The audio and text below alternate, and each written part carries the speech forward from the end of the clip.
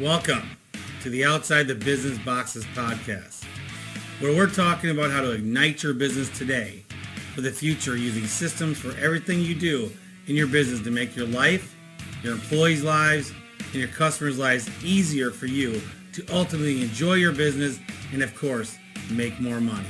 I'm your host, Chad Murray. Hi, everybody. We're here with Jesse Peralta. He is a business owner, chimney company out of the way north Pacific, and then he's scaled into the Midwest and some other places. Hey, Jesse, how are you today? I'm doing good, Chad. How are you? I'm doing great. Out of my COVID life and just trying to get my energy back and doing well. And again, I know you messaged me while I was doing that. Thank you for that. And so, but we're here today to talk about scaling. Jesse and I are one of the few chimney companies that have actually gone out of a home base and went outside of their comfort zone and went into other businesses. So before we get into that, Jesse, tell us where you come from and what brought you to the chimney business and what you've done up to date now. Sure. Yeah, it's a pretty good story, so I'll try not to keep it too long. But, I learned the trade when I was from my father. So I was probably about 14 years old when I started going out with my dad, learning the chimney business.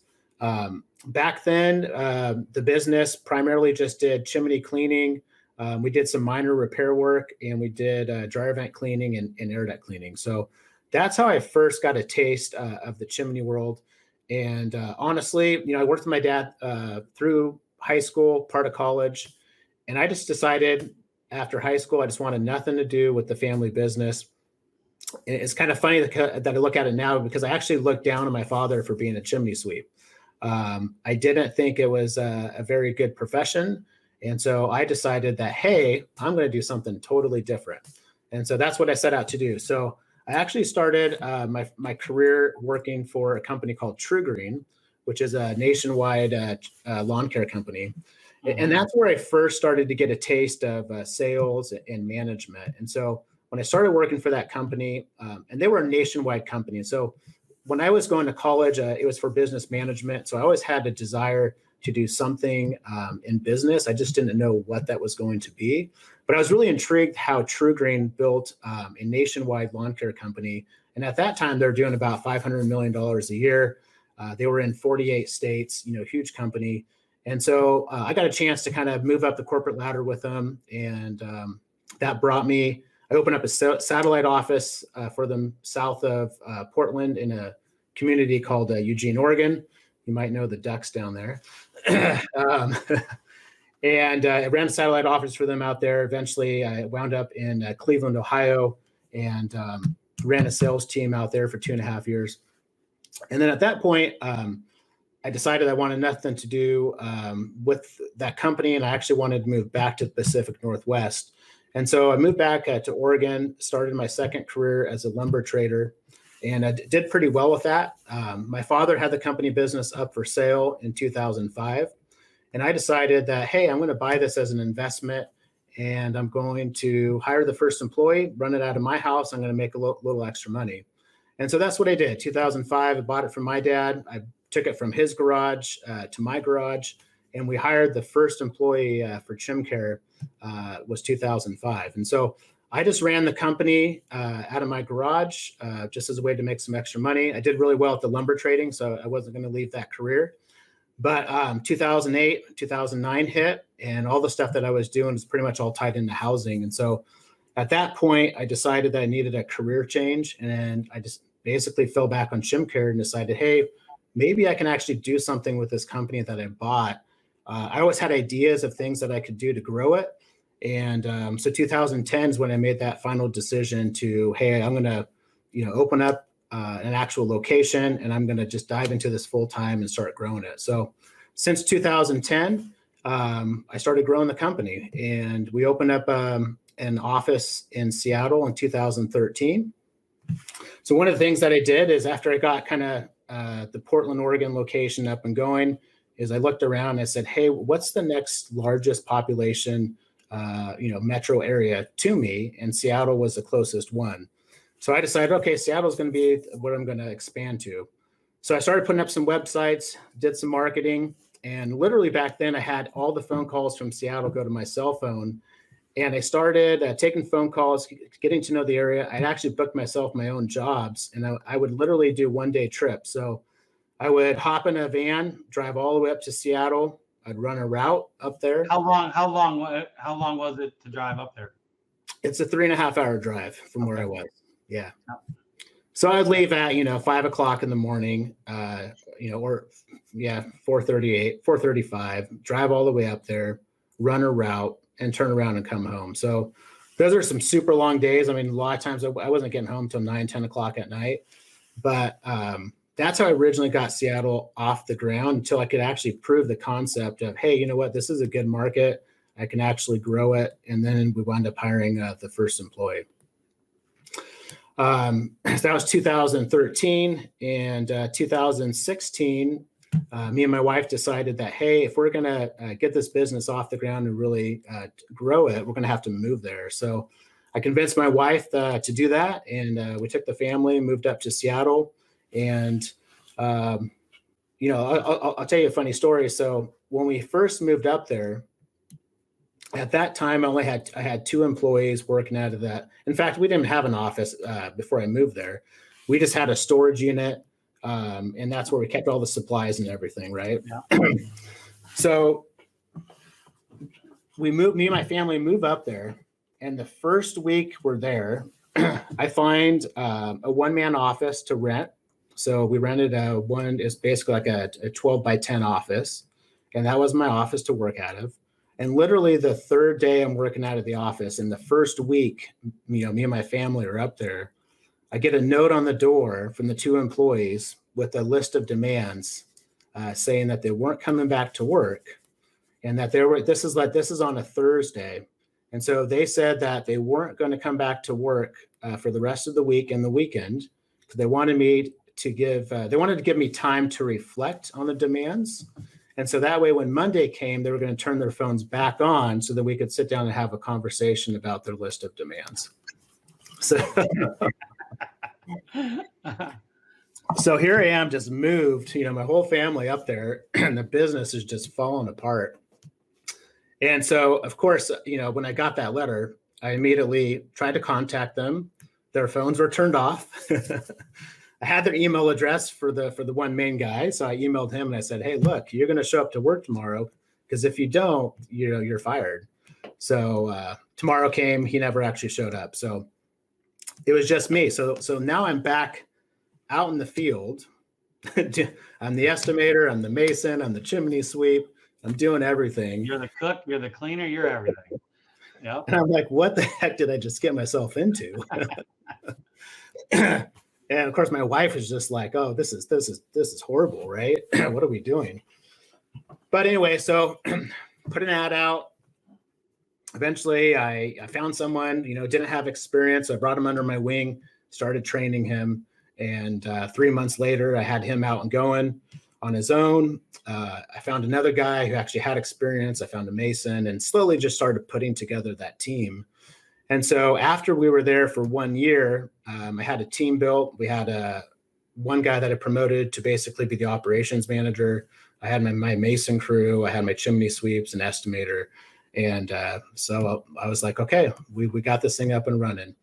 And so then me and my wife decided that, hey, it's time to go back to Portland, because now Portland, I'm having issues. So we're like, okay. One thing in the story you missed.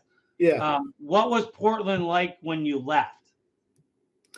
Yeah, Portland, I left because Portland was in good hands, right?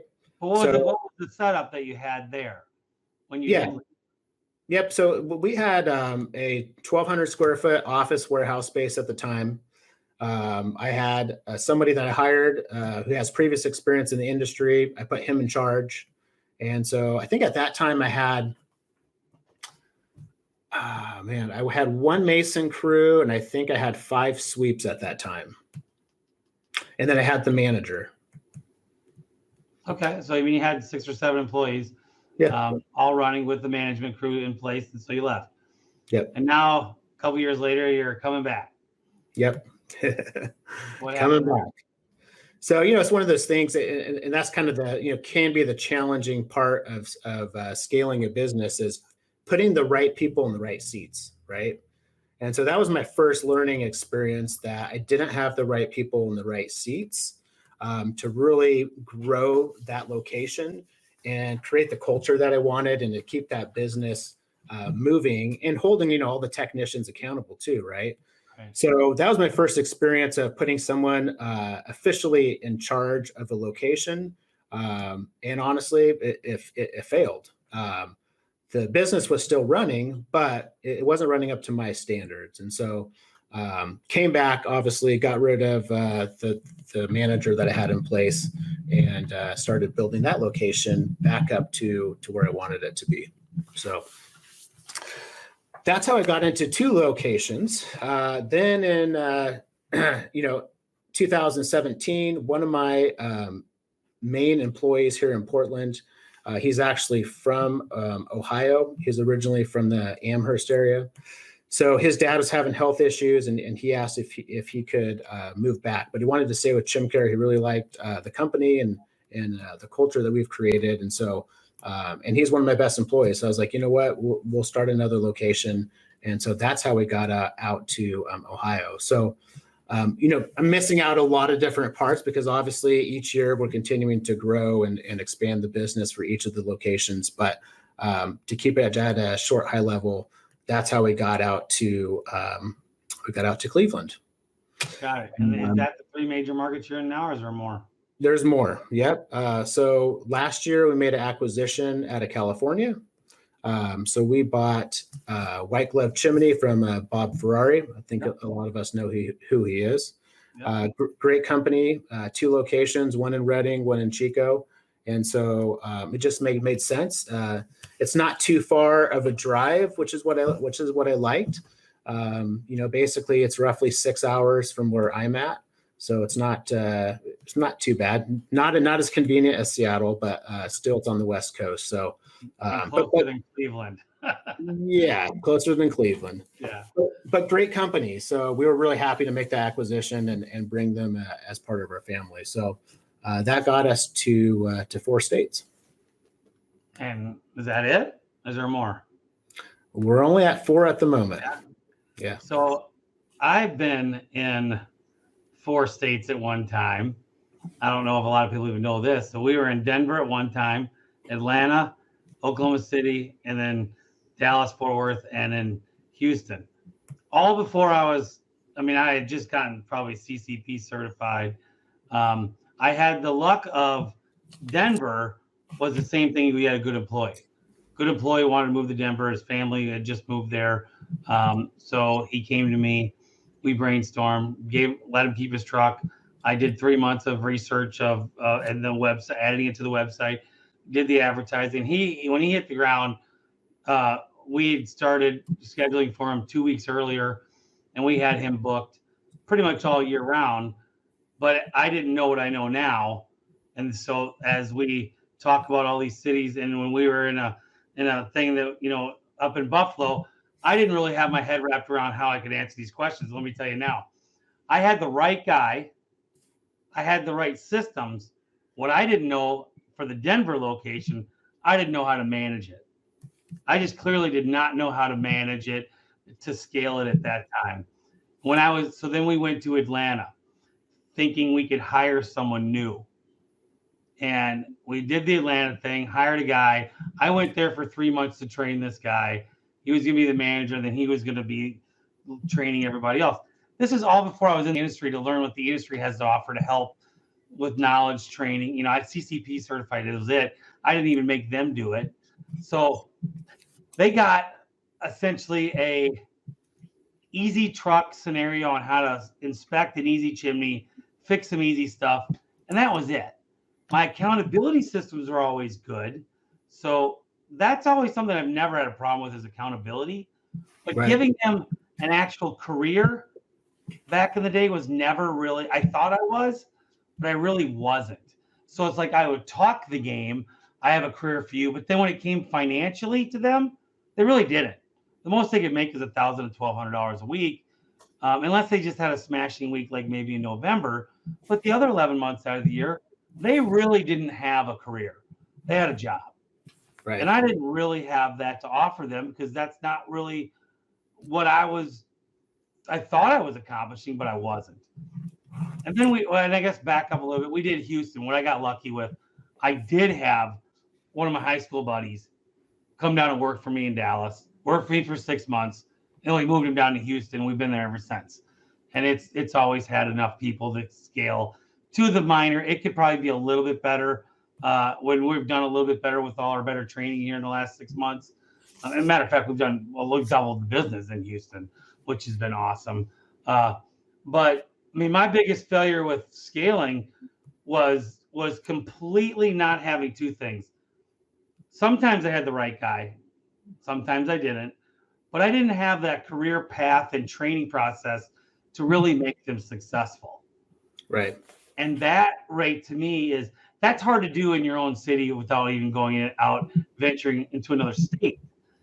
So, I mean, I think that's one of the reasons why we don't have a lot of scaling is because you have to find that right person.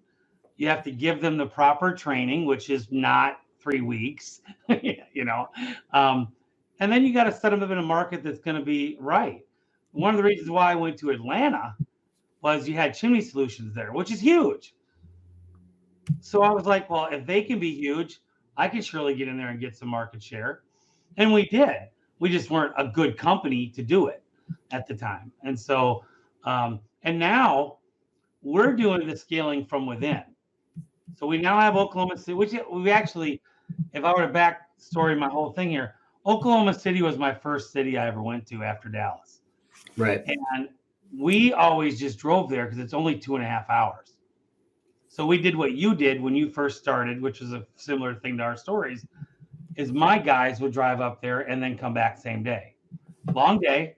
And I'd give them a per diem. They'd get a per diem too. So they get a little bit of a caveat of getting more money to go there. We tried to hire people up there, and the same thing back in the day, didn't have all those 3 things we needed, and they'd always fail. Well, we now finally have a certified guy there from the summer, killing it. And Good. We're now trying to find crew members to do the work, which has been impossible. So we're still in that turmoil of trying to find guys to even train out of Oklahoma City. I can find sales guys in any market and train them, but I cannot find, no matter what my ad says, quality crew people. We did hire 2 today, which is that's more than we've hired in 3 months, it seems like. But crew members has been hard. Right. But sales has not been hard to find. You know, edge sweep type guys, whatever you want to call them. We call them educators, sales, or estimators. You know, our sweep, estimator, and sales is called an educator. They just don't do the work. They only show up and estimate, inspect, and all that. But the scaling, back to the scaling thing, as you know, and we've done it kind of sounds like this. I haven't had an acquisition. I haven't done that. I've made a couple offers to people in the last few years, and no one's ever bid because it's that, you know, they want this huge number, which you're not really selling me anything but a phone number and and giving me a couple employees. So there's no, Yeah. $1 million business in the chimney business is, in their mind, is really a $50,000 business, if that, you know. Well, yeah. And that's part of like, you know, like we've also done a couple tuck-in acquisitions. So we did buy a small company out of Seattle, and we did buy a small company out of Cleveland. But one of the things that, yeah, there's a lot of there's a lot of business owners that just don't understand the real value of their business. And so you've seen in our industry that, you know, there's a lot of people that are giving, you know, different seminars and so forth, talking about how to increase the value of your business. Because really, it's really unfortunate that there's so many business owners out there that want to sell, and because I've talked to a ton of them, but they have this unrealistic expectation of what their business is worth, and then you try to tell them what you think it's worth, and it doesn't quite go well. But you know, that's where the education you know, piece comes in. I think that as our industry continues to grow, We're going to be able to educate those business owners and help them prepare. So when it does come time to exit, that they can actually get the most value out of their business. And so that's one of the things that, I mean, I'm building my business, and I mean, this year we'll do roughly about 9.2 million. And I have a very long-term perspective, but I'm still building my business because I'm scaling it in mind of exiting at some point in the future. And Right. so that's one of the things I really want to encourage anybody that's actually listening, is that if you want to build a business, you gotta build it with the end in mind, right? Sometimes you have to look at it and work backwards, right? So if you want to sell your business and retire, let's just say it's in 10 years as an example, then you got to ask yourself, okay, what do I want to sell the business for in 10 years? And then you have to work it backwards and figure out, okay, well, how do I need to scale this thing to the point where it actually has value? So when that 10 years is up, then I know that I can at least get what I'm looking for to head into retirement. And a lot of people just don't think that. One of the things I want to also encourage, for any young people out there that are trying to grow their business is, scaling and growing a business is really tough and really hard. And so a lot of people just don't do it the right way. I made a lot of sacrifices in building this business. And one of the things that I did was, I didn't pay myself a ton of money. I personally know business owners in this industry that they would never allow their employees to make more than themselves, right? Because they're the owner. They should make the most money. But, I've owned this business, and literally for the first 12 years of owning the business, I was not the highest paid employee. I was literally probably third or fourth in line. But I knew that if I was going to scale this business, I had to keep as much money in this business as possible and reinvest it to keep the business growing. And so it's a sacrifice that I made, but, I was able to obviously pull it off. And that was one thing that really helped me to basically put as much, invest as much money as I can back into the business and not just put it in my pocket. And so that is something I would highly recommend. If you're interested in scaling your business, you don't have to be the highest paid employee. For me, everything is always I'm a very long-term strategic thinker. So I'm not in it for what I make today. I'm in it for what I'm going to get, 10 years from now. Yeah, it's great advice. I mean, I've actually twice in my business been the number 2 guy. Like the number top sales guy would make more. And then here recently, our sales manager, Cody, has made more than our general manager and close to what I make now. And nobody says anything because they know the sacrifice that he's doing and the way we have our things set up. They're all set up to make as much money as they possibly can. And the management takes the salary. Now they have if you were to take their monthly or their quarterly bonus, they probably wouldn't have made more money, or they would have made more money than that. But the weekly, because we pay weekly, there's been several times Cody, and he even has made a couple times he's had some big sales where he made more than me. And it's like, so what? I mean, if I had all my sales guys making more than me, how much am I really making? There's a point where they might have got me whatever, but there's that point where as they start getting better, there's going to be a point where the company, because I'm like you, I'm a cash hound. I'm on salary. I do not take a big K1s. I do not take huge lumps of sums on my business. And I've done that. And so I don't take a lot of line of credits. I have them, but I literally, my wife and I don't even look at master's money. I make, she takes the paycheck and that's it. And I don't ever look at money. I only take money for the cabin, which is very little, other than my cabin fund. I don't have any money other than my coaching money that I use, which I don't even spend that. That all goes in savings. So I had to learn that though. So I was not like that my first 10 years in business. And so when I got to 10 years, it's like I was sick of being broke all the time. So then I started, okay, I got to go on a salary. I've got to live off of this salary. Now, it's not a poor man's salary. I mean, we were able to still raise our 5 as we were having kids and our 5 daughters and put them through college and pay for weddings off of this salary. You know, which it's still not a ton of money, but even through that salary, my wife still saves money. Yeah. So, and it's not a ton of money that you would think. I have a nice house and all this, and I have a lot of people when they guess my wages. If we ever play that game, a couple years ago, we did with one of my neighborhood friends. He guessed they made twice as much money as I did, and I'm like, no, I don't make that, not even close. I'd say I'll give you half, maybe, And yeah. So I would say advice number 2 is put yourself on salary.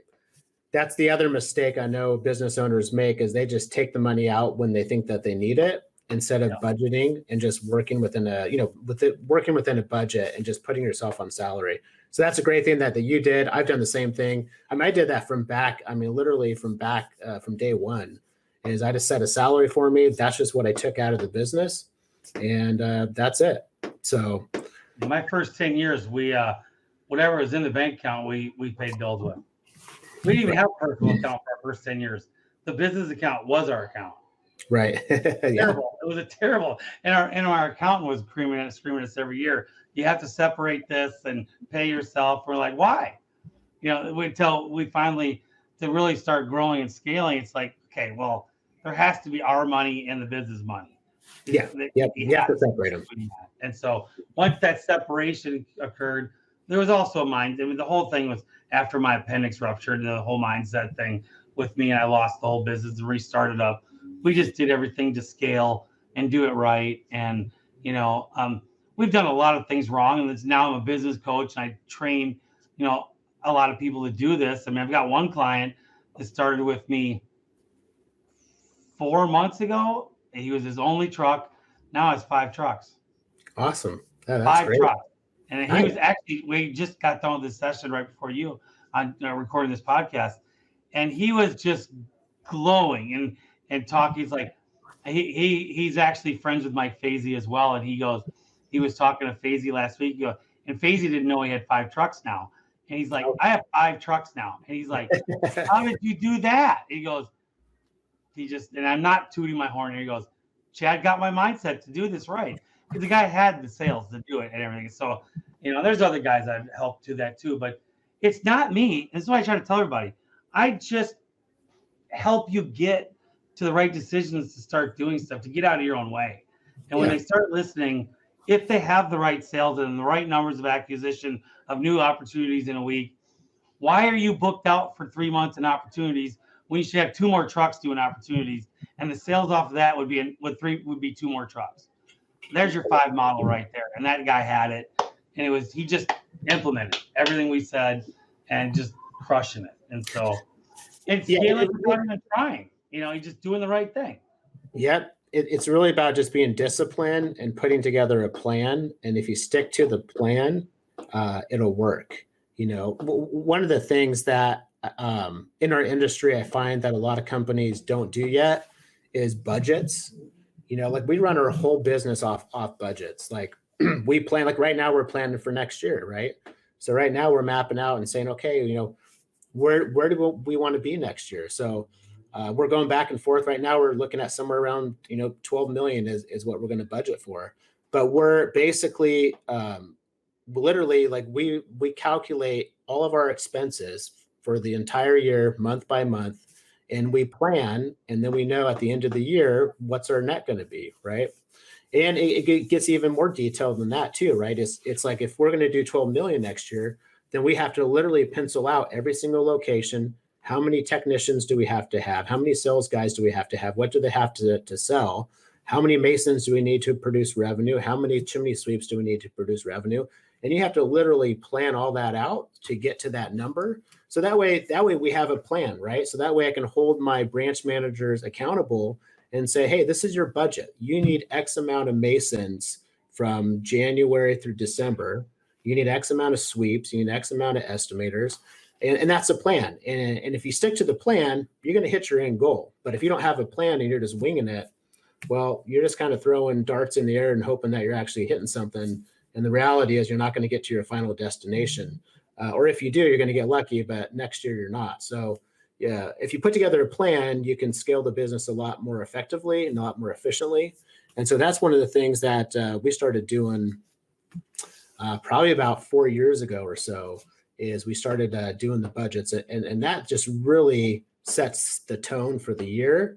And as long as you're managing it and you're looking at it every year and you're updating it and you're doing comparisons of where you are year to date, it really helps you make the right decisions to get to that end goal. So if you could see my eyes right now, you'd be like, I'm like starstruck. Let me tell you why. We've done that for 4 years ourselves. mm-hmm. And here's the failure. My guys suck at hiring. And so I projected myself into the hiring while I was in the hospital, COVID, and took the ads out and started messaging. When I got an ad, I didn't even tell them we had an ad. It could be 10 o'clock at night. I would message. If they just did an app, I was just sitting in the hospital and I wasn't sleeping for nothing. I would message them. And then we would start up a conversation. I would send them over the videos that I had made of the culture, and I'd send them over our company video. And I would play this game, for the hiring. But to go back to your point, I have always done, and I've never called that a budget thing. I never even thought about it like that. We've done that, and our failure has always been we never had the trucks hired when we needed them done, or even by the end of the year, because my guys were never good at doing it. That's something that I've taken over a little bit, and I've done half of the motion since August, and we've had better results with it. But we planned, to get to the $4.5 million, which I thought I was doing already. It turns out I was only doing 3.5. But I had budgeted for $4.5 million for the last 2 years, knowing my numbers wrong, that we were doing that. Well, then we come to find out we're only doing 3.5. Well, this year we're going to hit having the worst year up until August 15th. Really, we're now, and it freaks me out. We're now scheduled with my projections. We've hit the numbers minus one truck and crew right now. We have enough educators I told you the recording what we're doing now weekly, and we're actually set to do 9.5 to 10% profit and hitting 4 million. That's awesome. I couldn't even imagine that a month and a half ago. I couldn't even imagine it, or 2 months ago. And so, so when you talk about what you just described in way better detail than I ever have, of planning, this is how much a truck makes, this is how many trucks you're going to need to do that, this is how many sweeps you're going to need, blah, blah, blah, and you define that. We've done that. We've failed at hitting those numbers every year. Hence, we never hit our numbers, projections. And so 2019, we came close. And so I think what you said, for people to sit down and plan your future with knowing how much does a truck make, where do you really want to be, and then implementing it, and then every month or two, seeing if you're hitting those numbers, and if you're not, why, is really one of the best advice that you give to anybody who wants to learn how to run their business and make it bigger. Yeah. And what you preach all the time is you got to have good systems, right? And I just had a meeting with my team, my management team, because we have our own new set of problems this year, right? And I was telling my team, I was like, 5 years ago we had a whole different set of issues, whole different set of problems, right? We overcame them. We figured out systems to put into place, right? Now that we've we're hitting, this is going to be, over 9 million this year. We got a whole different set of problems. And it's frustrating, right? Because people are overworked. Like we took on, Service Titan. That was a huge thing for us, is to migrate from House Call Pro over to Service Titan. And you probably have heard, but Service Titan is, what a beast that software system is. And what a nightmare. It's been literally a nightmare for us. I've had 3, it's kind of cool because I took 3 of my employees and we created a migration team. And these 3 employees have been working in the background, trying to get Service Titan off the ground and doing this for 4 different locations. And they literally have been spent, 5 months, hundreds of hours, working on this migration. It's insane. And finally, we got four locations live, but we still haven't barely even touched the surface of what ServiceTitan can offer us. But what's cool about it is that, when you get to this size, is that all of a sudden I've created this team, and really this team that just happened to get developed because of ServiceTitan. Like, this is the team it's like my project team. Like, these three work so well together. And I'll just give a shout out. I'll give a shout out to Lisa, Jenny, and to Harold. These three are just amazing. They work so well together. They've gotten so much accomplished that we're going to do big things with this team going forward. And once ServiceTitan is out of the way, we're going to work on some other projects that we're thinking about in the background. And this team is going to be able to deliver. So it's awesome that something great has come out of something that has been just a nightmare. But that's the fun part of growing a business. There's so many challenges that you think that you have it all figured out. I mean, I remembered when I was, a $300,000 company, and I was thinking, wow, if I get to $1 million a year, I've made it, right? Yeah. I've made it. And wow, I was so wrong, right? You get to that first million and you're like, wow, like I have the same amount of money in my bank account as I did at 300,000. And I'm dealing with 5 or 6 people I don't even know how to manage. Yeah, and I got a whole different set of issues and problems. And then you're like, okay, well, if I get to probably 2 or 3 million, then things are going to be so much easier. Not the case. And even at 9 million is not the case. No, I believe it. I mean, it's just like me. I'm in the middle of interjecting myself back in morning meetings at Masters and stuff. And like, I ran the sales meeting last Tuesday night, which is the first time I've done that in 5 years. Really, I've attended a couple, but I ran the meeting. And so, I mean, it's just like, yeah, I mean, I'm not in operations. I will not talk to an upset customer. That's John's job and Brian's job. I'm not going to go tell a crew how to do a job. That's them. I'm not. But just today, I saw. So I don't want to do gas logs anymore. So the alternative to that was stop doing them or raise the price up $1,000 a log set. So I raised the price up $1,000 log set. Today we had a lady buy 4 sets of gas logs. And so I got on the phone with the distributor really quick and said, what they showed me a demo of their new website of are they in stock? So I didn't remember the password. Show me the password. I got to see if these gas logs are in stock because I really need, because we didn't buy a truckload because I don't want to buy a truckload anymore because I don't want to have that hassle anymore. And so I got they both on there. So I'm getting back with my call center. I'm like, Lisa, I see that you're the one dealing with this, this customer. Geeko has them in stock in Oklahoma City. There's only 4 left of one of the sides. You got to PO it right now. And she's like, who is this? I'm like, it's Chad. And she goes, oh, how do you know this? I saw the approval come through on the sales report.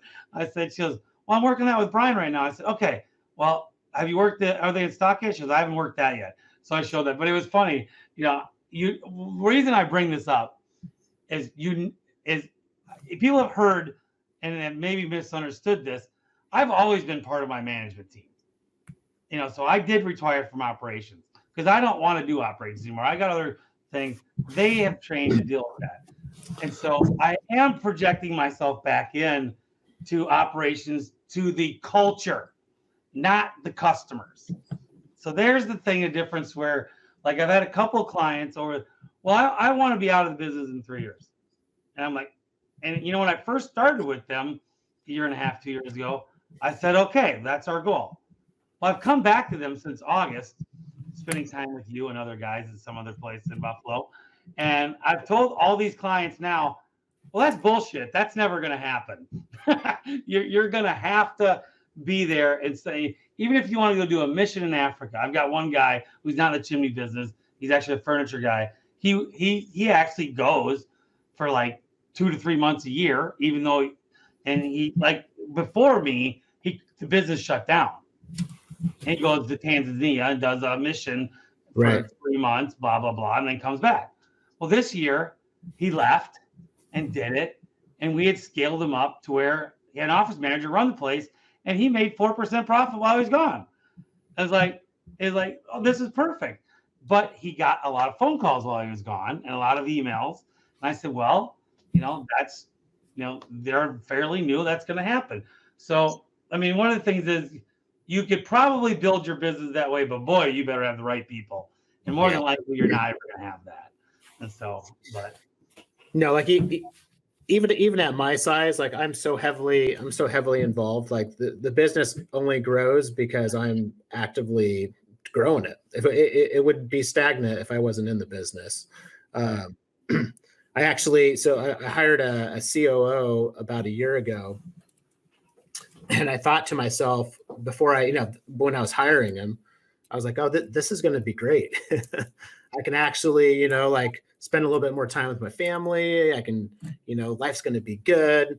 I just had this vision of, wow, this person was really going to take a lot off my plate. And what I found out was that he's a great asset and he's a great support person to me. But, he understands when he came in this business that, hey, we're going to grow this thing. And of course, to grow this thing, it takes my involvement because I'm the one that knows how to grow it. And so here I am working more hours than I did prior to hiring the COO. But, I have a really, like I said, I have a really aggressive growth plan. So I've come to the conclusion that, I'm good at what I'm good at what I do. And so if this business is going to hit, because I believe that our company, we're definitely going to be probably $100 million company in about 10 years. And so to get to that 100 million mark, it's going to take my involvement the whole entire way. Just because I understand all the moving pieces. I understand what it takes to open up locations, to expand it, to grow it. And if we're going to execute at a high level, like we're going to, my involvement is crucial to that success. So unfortunately, I got the next 10 years of some hard work ahead before maybe I can take some time off. Well, I just saw you in Hawaii last month. I of course I take enjoying a little bit. Yeah. I still take my usual, 2 to 3 weeks of vacation a year. Yeah. That, that's actually, and we'll leave on that point. A lot of people, as they are scaling and not even scaling, just running their business. Like I didn't take a vacation my first 10 years. Like I only went to funerals and weddings. So if there was something up in Wisconsin on my mom's side of the family, it was only a funeral or wedding. And then in Texas, I never took off. So we made it a point when we had restructured and started master services to the level we are now. We're taking at least one big family vacation, one just my wife and I vacation every year. And COVID was the first year I think we did the family one, but we didn't do the one. And this year has been a little different because we've had a lot of health issues, obviously. But anyway, that's one thing to advise to everybody. You got to get away from your business to help you to rethink it. You will come back from vacation more utilized or vitalized and re-energized with thoughts of I could do this, and this now, just because your brain went to the beach. Yeah. And really, even though you're watching that water, you're thinking of what your business is going to do. It might drive your wife crazy because you're like in a zone, which I did. When we're in Destin, I'm sitting there drinking a beer and I'm watching the waves, but I'm not in the waves. I'm like I'm resting, but it's like crazy what pops into my mind about stuff I wouldn't have thought about sitting there in the day to day. Well, I remember going on vacation. So back in Portland, when I got up to 5 technicians, I literally did not have an office person. Like I was the office person. And so anywhere I went, and this is back before we had, field dispatch, software, I had 5 schedule books, and literally everywhere I went, I traveled with 5 schedule books, one for each employee. So I'd be on vacation with 5 schedule books and a phone, and I would be scheduling appointments. Oh, brother! Luckily, I don't have to do that anymore. But that's what I had to do at the beginning. So that's crazy. I was always a systems guy, so I took Outlook back then when that was your scheduler, or what you do it on a computer, and so I've always had a computer in our business, always. Even in 97 when we started, 98 when we started, and so we had a computer. I didn't use it for scheduling. I actually took and it was, I would say Googled it, but this is before Google. I I went on whatever program, Internet Explorer we had, whatever we had back then, and searched how do I, because I had heard about this, where you can make a new tab in Outlook for appointments. Like you can have your appointment time, but then Right. you could do your inspection and notes on a different tab on the appointment. And there's a custom way to do that. So I spent like a month every night trying to code this because you had to code it too. It was all this crazy stuff you had to do. And I actually hired a guy for a week to help me and did all this stuff. And at the end of the day, we had a tab that would have all the customer stuff, and we had a little really bad inspection form on there. Yes, no stuff. You know, I mean, even back in this was probably 98 by now, maybe 99. But still.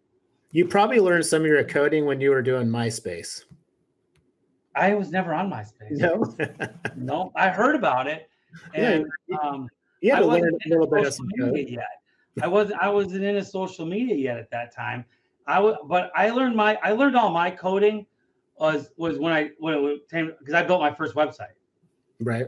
So I learned it all, and I don't think I made my first website till 2 years into it. So like 99 was probably the same time I did the Outlook thing, and it's crazy. Like I actually go, you can go into QuickBooks and code on your item list, right? If you go into QuickBooks and you code stuff in your item description in QuickBooks, it'll carry over if you're using QuickBooks as your item list in whatever program you're using. I mean, I don't know if Service Titan still use QuickBooks as your item list, but like Service Titan, Help Desk, M Help Desk, Jobber, they all still use QuickBooks. If you code to this day in the job description of QuickBooks, it'll carry over into that program. So if you want to do a link, you want to do a bold, you want to do all this different stuff, you can code. It all works. We do it. We do it all the time. I think they have to like map it, is what they call it, right? Yeah. Something like that. Yeah. Well, to your point earlier, like some of the best ideas that I get from, because when you're working in your business day to day, all you're doing is working on your task or whatever projects that you're working. You're really not like thinking about the business, right? But what I have found that for me personally, what works really well is like when I go to my Seattle location, I drive. So it's a 3.5 hour drive. So much happens in that 3.5 hour drive. It's amazing because you got no distractions. It's quiet in the truck. You're just you and the road just driving. And literally I'm like pulling over. I'm like jotting stuff down on my phones, and like all these ideas are like popping in my head. And so that's like my personal space where I come up with ideas and things that I want to implement and work on the business. And then same thing if I go down to Cleveland, it's I'm on an airplane and I like to listen to there's some podcasts that I like to listen to, so I get some ideas from other people that do podcasts as well. But I'm also working on the business. I'm using my laptop and that's my time where it's just me and I can actually work on the business. Because a lot of times I think all of us as business owners, we're just working in the business, but we're not working on the business. Right. And that can be very challenging because it's so easy to just be working in the business, but you got to find a way to take time and work on the business. And the only way to do that is to get away from the desk and find some sort of quiet space that you can actually think and start writing stuff down and start coming up with some, creative ideas of how you're going to build your business. So we're just finding so many similarities about each other. So when I come back, I always come back from my cabin between 9 and 10 Sunday morning. Right.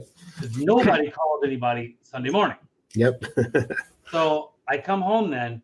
I've invented and done so many of my changes and found systems from that drive home. It's like my Instagrate. I came up with that then. I've come up with every system I've come up with in the last 7 years. I guarantee you 2/3 of them came up on Sunday morning. We need to do this. How do I do this? Mm-hmm. And I'll write the note. I'll start thinking about it.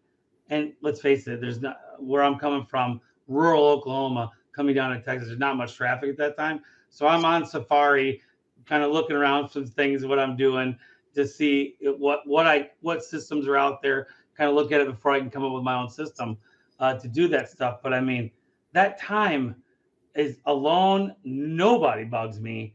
Like on the way up there, I go up there Thursday afternoons. It's a fast drive because everyone's calling me. Right. It's, it's a fast, but on the way home, well, it's a fast drive too, because all I'm doing is thinking and doing all that stuff, and it just time's just flying. But I love that time of that car time is when so much stuff is invented in your business and time to think about it. It's such a good advice. If you don't have a long drive, go find one. I mean, literally, go find a long drive. Go for a road trip. You have no idea what it'll do for your business. No, road trips. Yeah, road trips are great. So, well, I mean, we're coming up we just hit 50 minutes, Jesse. So, thank you. Anybody? Hold on. Go ahead. Let me ask you a question. What question do you have for me? I'm on your podcast. You've known what I've been able to do with my company. What questions do you have for me that I can answer you? Biggest thing I didn't realize is I knew you had the locations. I didn't know you were a $9.5 million company, which is awesome. To me, the money doesn't matter. It's the success of what you're doing. We spent the time in Buffalo, and just, for whatever reason we were there. What I took away from knowing you on the time we were together was that one thing that we talked about, how I'm back in my business, but I'm not going to go back to what I don't want to do, but I'm back there for the culture. And so, but the crazy thing, I think, since August, I've been more even with my management. I'm not just present. I'm there. Now, I've only been there on the phone. I mean, obviously, because I've had the COVID and all that stuff. But I mean, but even like today, I talked to every single one of my managers today on the phone. That wouldn't have happened in pre-August. I would have talked to John only. And maybe Cody. I would have talked to Cody too, because we were Cody and John would have been it. I would have not talked to Brian. I would have maybe talked to Gina. No, I wouldn't have talked to Gina. I would have not have talked to David, and I would have not talked to Brian at all. At all. Maybe a month would go by before I talked to those guys. Now I talk to every one of them every day. Let me just step in real quick, because you actually hit a really good point, and that is you want to get you really want to get as many people involved in your meetings as possible. So like for me is I have all my branch. So we do weekly, or not, I'm sorry, every month we have a branch managers meeting. And sometimes it's more than a month, but that's just like our regular schedule. But I have other people involved into it. It's me, it's the COO, it's a branch manager for every location. And I even got some of my, I call them the part of my corporate team. So like told you, I got Jenny and I got Lisa and I got Harold. They're also kind of behind the scenes, basically kind of supporting all of us in our initiatives and our projects and so forth. And so they're on the call too. And even I'm even thinking about even taking it a step further. I'm even thinking about adding other people that are in the process of being promoted within my company. So they might not be a branch manager, but they might be like, I have a corporate technical manager that we just recently promoted. And so I'm thinking about having him involved. I got my top sales guy who's also going to be, we're moving him to be our corporate sales trainer. I'm thinking about getting him. So I'm thinking that I want to get as many people involved in these meetings, because that way they feel like they're heard, they're appreciative, and they feel like they're part of a team. And I think that you can grow people farther down the chain, so to speak, and lift them up and bring them with you as you continue to want to scale your business. And so I've started to play with that a little bit, and I'm seeing some good results. And so I think I'm going to continue to build off of that and get anybody that's interested in growing with the company. They all need to be part of that call, because one, they're also learning what these calls are about, right? Because we talk about things about, budgets and where we're at year to date, and, what's our plan if we're not staffed up? Well, what's the plan on getting staffed up, right? So there's a lot of good information that comes from those type of meetings that people that aren't in those positions yet can learn a lot about how the business is ran. So when they do get to that position, they already know exactly what to expect, and they already have ideas of how they can accomplish some of the problems that we're having. So I think you hit it right on the nose. We want to get as many people involved in those meetings as possible, and that eventually, I think, will help drive your growth. I think that's a point I've never thought about, was the people who aren't, well, you wouldn't think to be considered in the meetings at this point. Because right now, we have the management has a meeting once a week. Sales has a meeting Monday through Thursday at 6:00 on Zoom, and the crews have 2 meetings.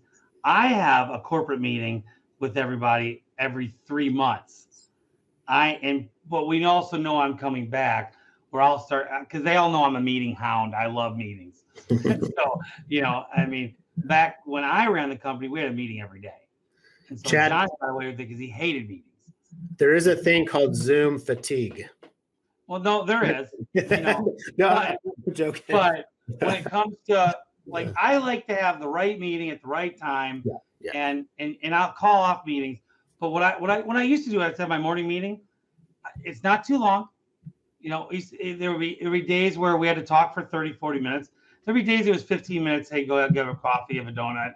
Things are going great. Goodbye.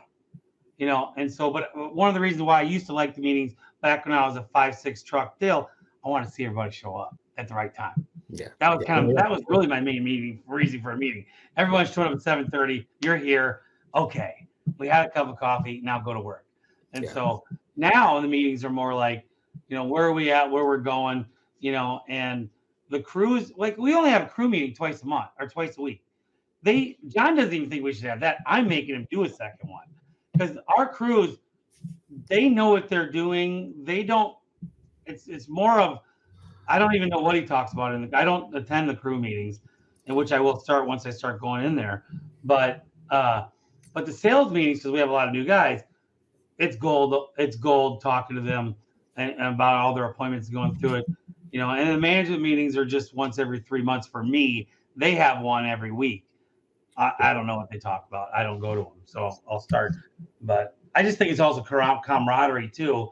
When you're dealing with a company and you're in management, I mean, like, when my daughter took over the call center, which she's no longer the call center manager, we have another girl doing that who's doing great. But when she first took over the call center, she came to me about a month later. She's like, we feel like the ugly ducklings here in the call center, because we're never part of any of the meetings. Yep. And I went to John. I said, well, I thought that the other one, the last call center girl that we fired her. I thought you were having her come, that her was coming to the meetings. She's like, well, no, we never, she was doing an okay job at the call center, but we never thought she'd be part of the rest of the company type stuff. I said, well, with Madeline, who's my daughter, she wants to know everything. And then Gina now is the same way. I was like, she wants to be part of the business, not just the call center. So now when they have their meeting every week, it's everybody. We have, like you said earlier, our management team is a team. So there's not leaving one of them out. And so we do that. And I think it's proper to build the culture to let everybody into the know. And so, I mean, you never know what's going to come out of them. Yeah, and it's putting people in that meeting that you want to promote, that are invested in the company, right? And I think that's where the magic is going to happen, because honestly, that there's nothing secret that we're talking about, right? So we're just talking about how we're running our business, our locations. So I think there's a lot of value that can come out of that. So that's one of the things I really want to work more is increase the amount of people that are attending those. Because here's the thing: if you want to scale your business, first of all, it's not easy. It's hard, right? And one of the hard things about scaling your business is putting people in the right seats. So if you can get as many people, trained and involved and motivated to want to go move somewhere and open up a location, as an example, then that growth is going to happen that much faster. So I think there's a lot for us to think about just in that little piece right there. My new hiring ad, Jesse. What's that?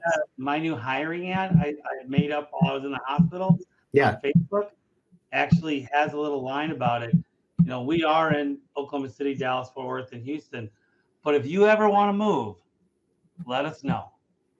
Yeah. And we will scale with you to the wherever city, depending on what they say. But I'm already, I just started this last month, triggering that growth for them. You know, hey, you know, if you want to go somewhere that's a viable market that we might want to go to, hey, we'll look into it. You know, if that's something you want to do, but you know, and go for, but or at least if you're in Dallas and you want to move to Oklahoma City to a market we're already in, by all means, if you're a good person, we'll want you to go there and be a better person to a place that could use you. You know? Well, you know, one of the things that I'm just now that we're just now starting to figure out is that along the line of what you just said is that employees like to know that they have options. And so it's amazing that I'm getting employees that are coming to me. Like I hired this one guy who's actually from California. He moved up here. He's an installer for us. And he's just like, wow, like, you know, so if I wanted to go to Cleveland, I could go to Cleveland. I'm like, yeah. You want to go to Seattle, you can go to Seattle. Like, and I've had multiple employees that are actually thinking about that. And they're just like, wow, that's so cool. Like I have options. I'm not stuck at working at one place. Like I can actually move somewhere. So I think there's definitely, as you scale the business and you're in different states and you actually have physical locations that people can work out of, and all of a sudden you become not a mom and pop business. I mean, you're a legit, you know, company. That attracts a whole different group of talent, right? Especially I think with some of these, you know, the newer generation coming up, they want to know that they have a career path, right? And so I think that's one of the things that, you know, when you're scaling a business and you become larger, you actually attract a whole different pool of people that you never thought you'd tap into, because now they're like, oh, wow, this company is growing. I have an opportunity to actually be noticed, right? And I'm not going to just be lost in the shuffle of a large corporation where, you know, I'm just another number.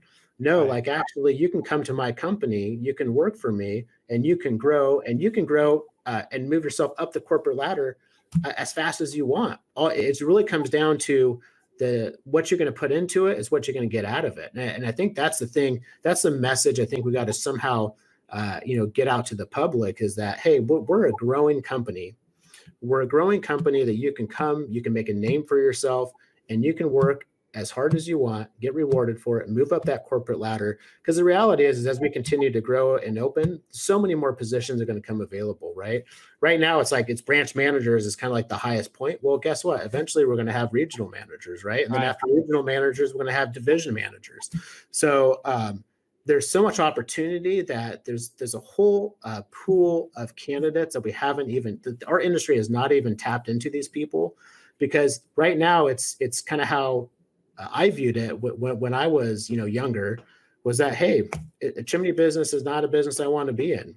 I can't see my career path. I can't see that blue collar work is a rewarding type of industry where, the funny thing is, here I am in the business right now. What I thought I would never do, I'm doing. And I wouldn't change it, because like the sky is the limit. And the industry is untapped, right? You look at our industry, it's a fragmented industry. It's divided into different segments, right? You got chimney sweeps that just are chimney sweeps. You got masons who are just a masonry company. You got retail hearth stores that just are on the retail side. And so, our business model is really combining all those different segments and creating one. And I think we'll see a lot of consolidation as the years progress. But I think there's a lot of huge opportunity that we're going to see a whole new, the whole point is they're going to see, if we market it correctly and we put out the right message, we're going to get a whole new talent of people coming into the industry that's going to drive us that much faster. Because right now, one of the hardest things you'll probably notice is that, blue collar employees sometimes don't make the best managers, right? And so it's figuring out, one, can we develop those people, right? So they can be good managers. Or two, do you take somebody who's technically will not be a blue collar worker and turn them into a blue collar worker because they have the skill set, they have the knowledge and the desire to be in management, and therefore you can basically create some type of a management trainee, so to speak, who starts off as a chimney sweep, but the end goal is to get him up into management and to have that career path that that person desires. That's been a tough one for me so far, and so I hired within, and as you know, I brought it out to attention that my guys have well exceeded what they've done in the last 2 months. So I've been brought back down to earth that my guys are the right guys for where I'm at now. Now we've talked, especially in the last 3 weeks, where we're going to be. Next year. We're easily going to be, when we go through our January projections, like we talked earlier, how we do it. We're going to be easily doing over 5 million next year if our model holds. And so, are we going to have the right people in their spot to handle that growth? I think so, but we're going to have a hard, fierce conversation about it here in the next couple months to see how they handle this next 3 months. If they handle this 3 months well, which I think they will, because they've been handling it so far very well, without the proper a staff in place. We've been short-staffed, and we've been doing 90 to 95,000 a week, which we were only doing 55 to 60,000 a week to literally overnight when those guys hit the field up to 90, and they've handled it very, very well and gotten the work done. And that's with doing new masonry work that we never did before. And so I'm super proud of them. They're not pulling their hair out. They're talking to me on the daily. Of course, I've interjected myself into it, even when I was in COVID a little bit. So it's been an interesting ride. And so I think the main point to come with scaling of our whole conversation is you can be a $9.5 million or a $4 million company. You're always going to be part of the business, learning it, and there's going to be problems that you're going to have to solve, and there are going to be new sets of problems as you grow, and be ready for that. And you don't know what they are yet. Nope. and just be ready that it's your time's coming when you start doing it, and you got yourself to where you are. Just keep going, and you will figure it out. And there are coaches, there's Jesse, there's other people that have done it. We'll talk to you without even hiring them. I think that's another message out there to everybody. Me and you don't talk enough. I mean, we're both busy, so I get it. But there's certainly people out there to either hire, mentor, talk to, and like I always say, you can't do it alone. I tried to do it alone for years, and I can't tell you just what in the last 2 years has done for my business.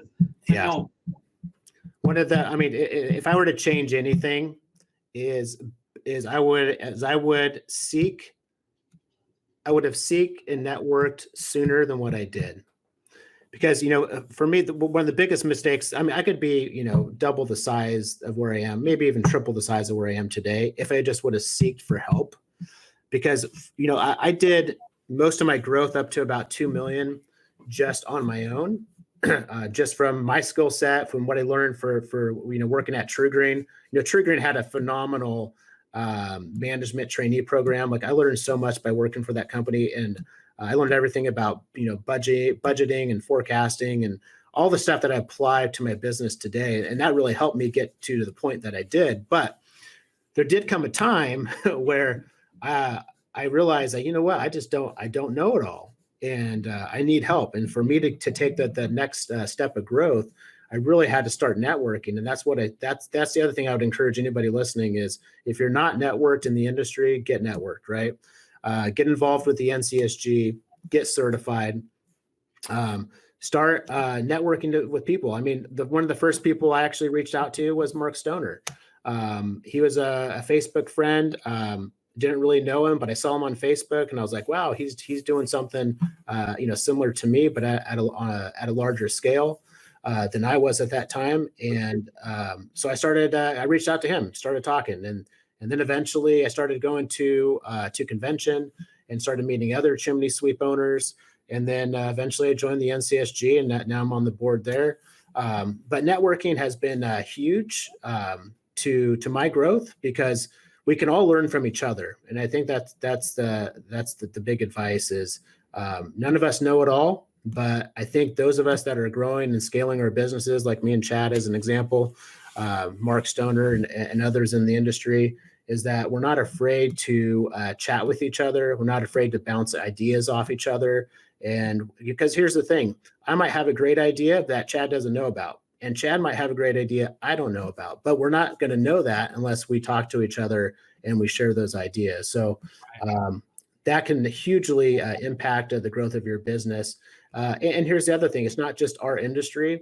You know, like I'm starting to actually go outside our industry now and look for even companies that are much larger than the ones within our industry, because they're doing stuff that I don't know that I can apply to my business. So networking is a huge thing that everyone needs to be doing. 100%. And so we are at 1 hour and 10. So we are gonna call it. and as you guys can see, when you get a good subject and it's something and two good buddies to talk, here we go. We have no problem to keep going, but we are going to call it, everybody. This is Jesse Peralta. Chim Care is his business. I don't think we said that enough in his thing. And you know, we'll just leave it at that. So everybody, thank you for Jesse for coming on, and I will end it from there. Goodbye. Good night. Chad, appreciate it.